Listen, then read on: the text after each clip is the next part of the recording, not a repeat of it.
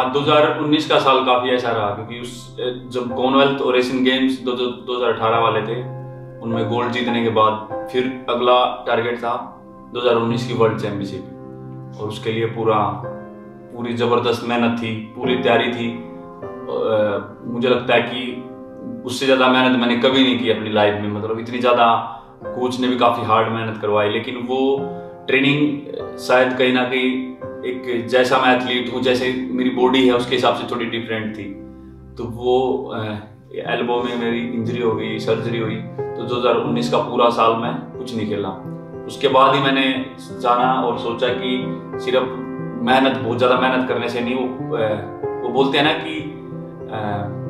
Practice में क्यों क्या ऐसा कुछ वो है, प्रैक्टिस मेक्स यू परफेक्ट, पर इसका कुछ अलग वो है कि perfect practice make you perfect. तो वो ऐसा कुछ वो इसके बाद ही मुझे समझ में आया कि परफेक्ट ही करो जो भी कर रहे हो, उसमें कोई ये गिनती के लिए मत करो कि 10 किसी चीज के रेपिटेशन करने हैं तो 10 करने हैं, चाहे उसमें मर पड़ के करो। लेकिन हमारा स्पोर्ट्स ऐसा है कि हमको 10 करने हैं तो वो अच्छे टेक्निक के साथ ही करोगे और ऐसे जबरदस्ती नहीं करोगे, तो तभी उसमें कुछ फायदा मिल पाएगा। अगर कोच मुझे बोलता है कि 10 थ्रो करनी है और मैं 10 थ्रो सिर्फ अपने जोर लगा के करूं, तो क्योंकि हमारा स्पोर्ट्स बहुत टेक्निकल है, अगर मैं उन 10 थ्रो में से 10 नहीं करूंगा, 8 थ्रो करूंगा, लेकिन बहुत अच्छी टेक्निक के साथ करूंगा, तो शायद बहुत ज्यादा मुझे फायदा देगी। तो ये कई चीज़ है जो इंजरी ने मुझे सिखाई, और पेशेंस करना बहुत ज़्यादा, कि सब्र रखना बहुत ज़्यादा जरूरी है।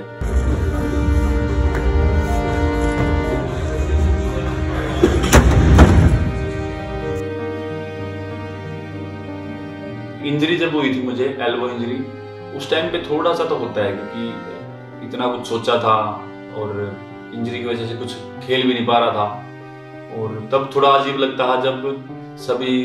जेवलिन थ्रोअर्स खेल रहे होते थे कंपटीशन, और मैं रिजल्ट देखता था, कई बार 83-84 मीटर में भी कई जगह पे गोल्ड आ जाता था, जो कि मैं इतना थ्रो कर लेता था हमेशा, और उतने में मेडल आ जाते थे कई जगह। तब थोड़ा सा ऐसा फील होता था कि यार मैं भी खेल रहा होता था। लेकिन एक सेटिस्फैक्शन ये भी रहती थी कि मैं ट्रेनिंग तो कर रहा हूँ, एटलीस्ट अभी मेरा एल्बो ठीक हो गई है, मैं उसको स्ट्रॉन्ग कर रहा हूँ, मैं अपनी बॉडी को और ज़्यादा स्ट्रॉन्ग कर रहा हूँ, या मेरे एल्बो में पेन है तो मैं लेग्स पे बहुत ज़्यादा काम कर रहा हूँ। तो बहुत ज़्यादा उदास या ऐसे रोने का तो सिचुएशन नहीं आई, लेकिन एक तरफ उदासी थी, एक तरफ उसी उदासी से या उसी चीज से सीखने को मिल रहा था कि अभी अगला साल मेरे पास है या अगला टाइम है मेरे पास, उसके लिए मुझे जब भी मैं कम बैक करूं तो उसमें कोई ऐसे कुछ भी कमी नहीं होनी चाहिए। कम बैक करूंगा तो बहुत ही अच्छे से वो कम बैक हो, वो मैंने पूरा फोकस करके वो मेहनत करता रहा, और कम बैक जब भी हुआ तो ओलंपिक क्वालिफाई के साथ अच्छी थ्रो के साथ हुआ, जो कि मेरी उस टाइम पे मेरी सेकंड लाइफ बेस्ट थ्रो थी। तो बिल्कुल ऐसे रोने वाली सिचुएशन नहीं हुई, क्योंकि मैं सोचता बहुत हूँ अकेला बैठ के या गाने सुनता हूँ हेडफोन लगा के, तो उस टाइम मैं अपने गेम पे पूरा फोकस जरूर करता हूँ, लेकिन ऐसी कोई बहुत ज़्यादा उदासी नहीं होती किसी बात की।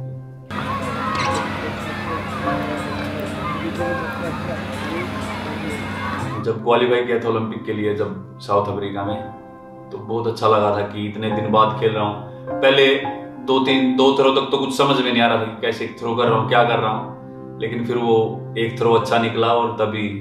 ऐसे दोबारा से वही दिन याद आए जब मैं खेल रहा था और मैं थ्रो करता था 85+। तो वो काफ़ी बढ़िया लगा देख के, और मुझे फील हुआ कि हाँ मैं दोबारा से अभी उसी रेंज में आ गया हूँ, और मैं तैयार हूँ अभी पूरे कंपटीशन के लिए।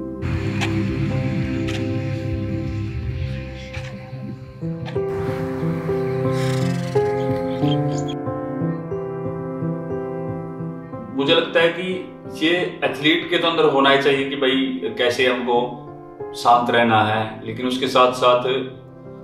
जो फैमिली है या फ्रेंड्स है या हमारा सर्कल है, कोच, फिजियो या हमारे साथ के जो भी अच्छे दोस्त हैं, वो कैसे हमसे बातें करते हैं, या क्या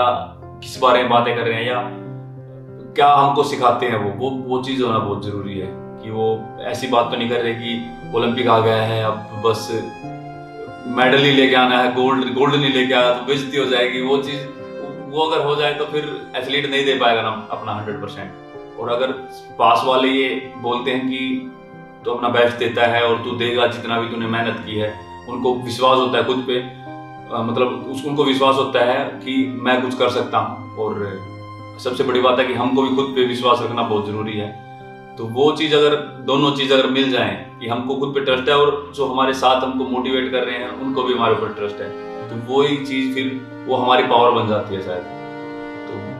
ये बहुत ज़्यादा सपोर्ट रही है सभी की, इसकी वजह से मैं वहाँ पे गया और मैं बड़े आराम से खेल पाया वहाँ पे भी, क्योंकि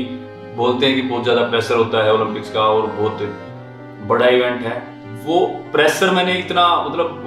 बहुत सिर पे चढ़ने नहीं दिया, क्योंकि शायद मुझे लगता है कि उसका फ़ायदा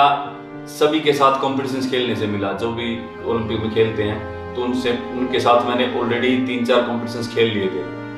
या उससे पहले मैंने डायमंड लीग्स या बड़े कॉम्पिटिशन में उनके साथ खेल चुका हूँ, तो उसका काफ़ी फ़ायदा मिलता है। और ओलंपिक में आपने देखा भी होगा कि उस टाइम पे भी मैं इतना बहुत ज़्यादा उसमें नहीं था कि ऐसे जल्दबाजी में या बड़ा अच्छे तरीके से मैं खेल पाया। वो मुझे भी नहीं पता, क्योंकि मैंने बहुत ज़्यादा उसके लिए मेंटली प्रिपरेशन नहीं की थी या कोई अलग से कुछ क्लास नहीं ली थी मेंटली, लेकिन फिर भी मैं वो प्रेशर वहाँ पे हैंडल कर पाया। तो वो चीज़ सोच के ऐसा लगता है कि हाँ, कि और है आगे कुछ मतलब और बेटर करने का, कि मैं मेरे पास है कि मैं अगर मेंटली थोड़ा और स्ट्रॉन्ग बन जाऊँ या फिर मैं इसके ऊपर और ज़्यादा काम करूँ तो शायद और अच्छा हो सकता है। क्योंकि फिजिकली तो हम कितना ही वहाँ पे प्रिपेयर होकर चले जाएं, लेकिन मेंटली अगर हमारे अंदर कुछ भी डर है या प्रेशर है जो हमको हैंडल नहीं करना आता तो फिर मुश्किल हो जाती है।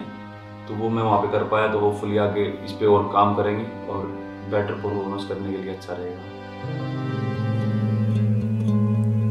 इसलिए मैंने टोक्यो में उसी माइंडसेट के साथ गया था कि पहले थ्रो में ही कोशिश करनी है कि अपना बढ़िया थ्रो करो और बस फिर पूरा फाइनल के लिए फोकस। तो एक एथलीट की लाइफ मैं कई बार बोलता हूँ कि बहुत छोटी होती है और जो भी कैरियर होता है और इंजरी का पता नहीं है कब आ जाए। जब भी थ्रो करता हूँ कोच तो मुझे बड़ा बोलता है कि ये गलत टेक्निक है। लोग बोलते हैं कि नीरज को पहले पता चल जाता है कि जब जीत लिया है, गोल्ड जीत लिया है। कुछ भी हम ऐसा काम करते हैं, ऐड करता हूँ या एंडोर्समेंट करता हूँ, जो कि सभी एथलीट करते हैं वर्ल्ड के, तो बोलते हैं कि अब तो ये इन चीज़ों में घुस गया है तो अभी नहीं जीत पाएगा।